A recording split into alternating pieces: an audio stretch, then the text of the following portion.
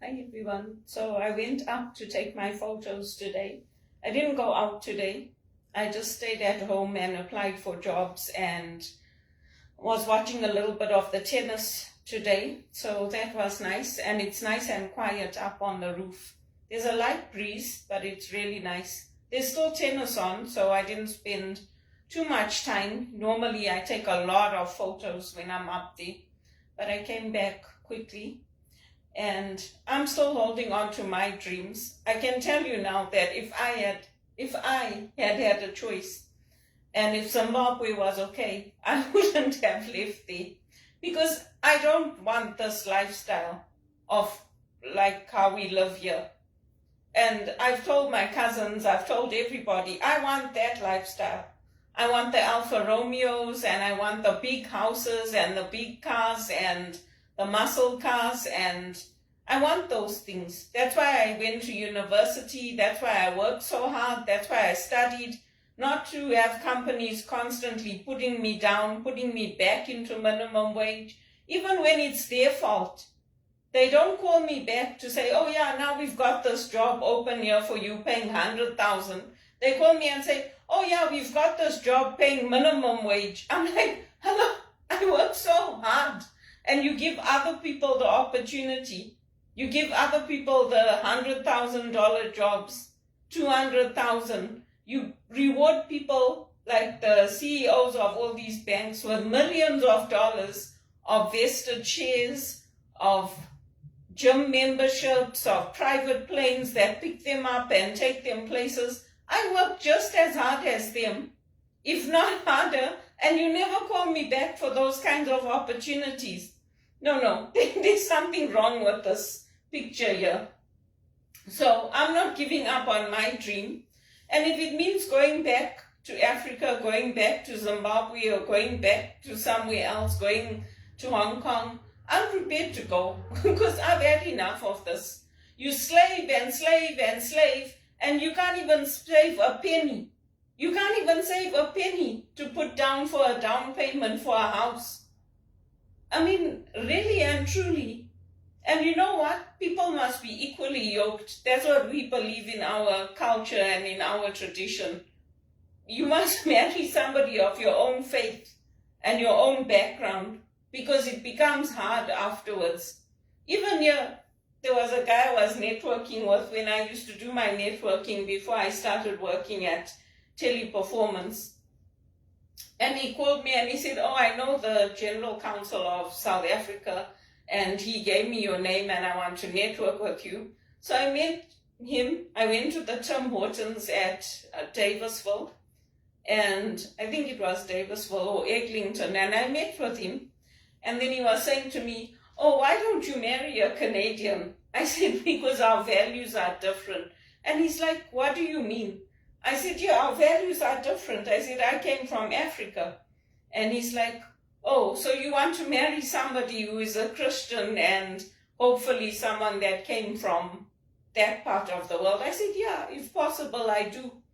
And he's like, oh, but there's nice guys here. I said, well, this is a networking meeting. I don't really want to discuss my personal life with you.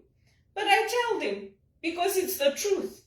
Maybe if I had grown up with, less, if I had grown up with like low expectations, and I had grown up with, I saw the difference when I went to Goa and when I came back to Rhodesia.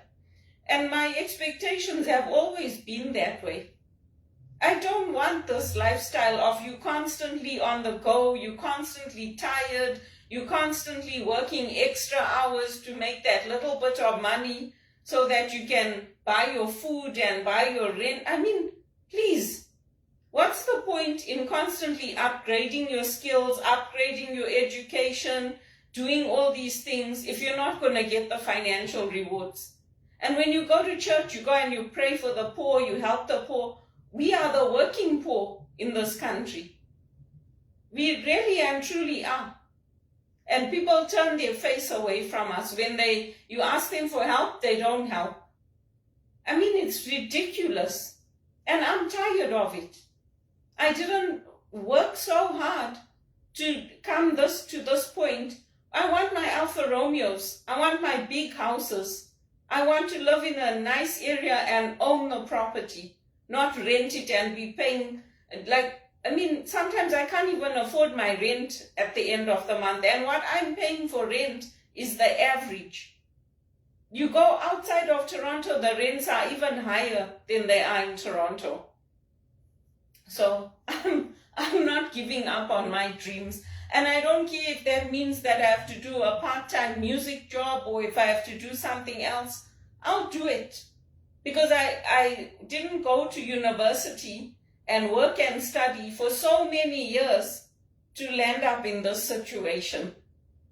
It really is ridiculous.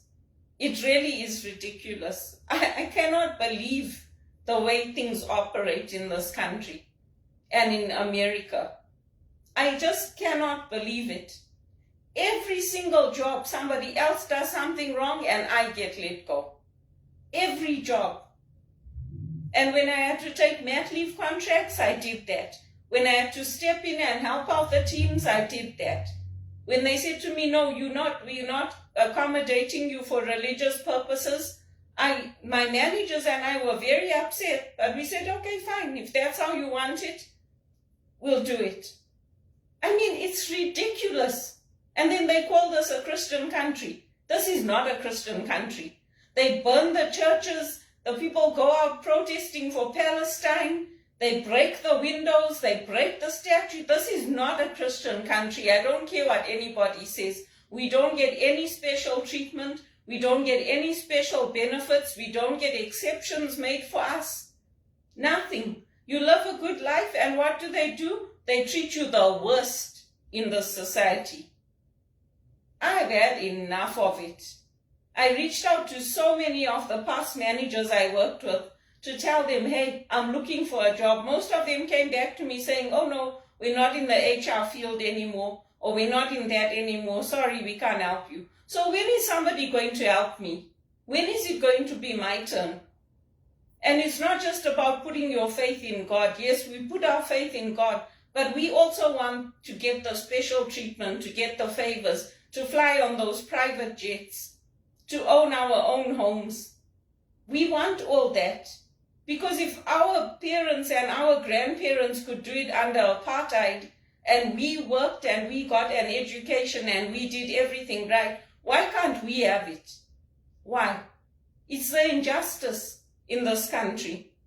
It's a systemic injustice. It's very systemic.